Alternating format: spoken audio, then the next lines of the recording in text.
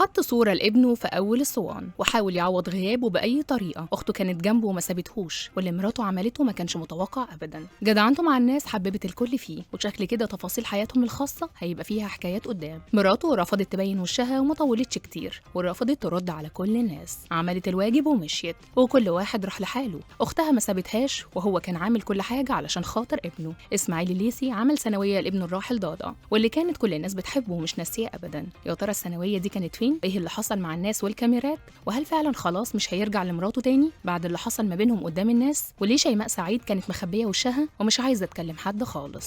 تفاصيل كتير حصلت في الثانويه دي، ومفاجآت مع الناس ما كانتش على البال. خليكم معانا في الفيديو ده وهتعرفوا كل حاجه حصلت من اولها لاخرها. اسماعيل الليثي لسه فراق ابنه مأثر فيه على الاخر، رغم ان دي مش اول مره يفتكروا بيها ويعمل له حاجات لله. بس الكاميرات كانت المره دي موجوده علشان دي حاجه مختلفه. وكده يبقى ضاضة مر عليه سنه بالظبط اتغيرت فيها حاجات كتير في حياة أهله. إسماعيل الليثي كان عايز يخدم الناس بأي شكل في الليلة دي، وكان عاملها زي ليلة كده لله للغلابة، وعمل صوان لأهل منطقته في إمبابة، وحط في أول الصوان صورة ابنه ضاضة، واللي كانوا كمان صحابه موجودين وواقفين جنب أبوه كأنه موجود. وأخت إسماعيل الليثي هي اللي كانت واقفة معاه تستقبل الناس، وما سابتش أخوها لحظة واحدة. ده غير بقى ترابيزات الأكل اللي اتفرشت للناس، وإسماعيل كان واقف يخدم عليهم بنفسه ومش مستني حد يطلب حاجة. إسماعيل قال إنه مش عارف السنة دي عدت عليه إزاي، ولا أخد باله من الوقت اللي عدى بعد رحيل ابنه، بس ربنا اداله الصبر والقوه انه يقدر يكمل علشان خاطر باقي اولاده. بس ما عرفش يقول حاجه خالص عن انفصاله عن شيماء سعيد، والاخر التطورات اللي حصلت بينهم ولا وصلوا لايه.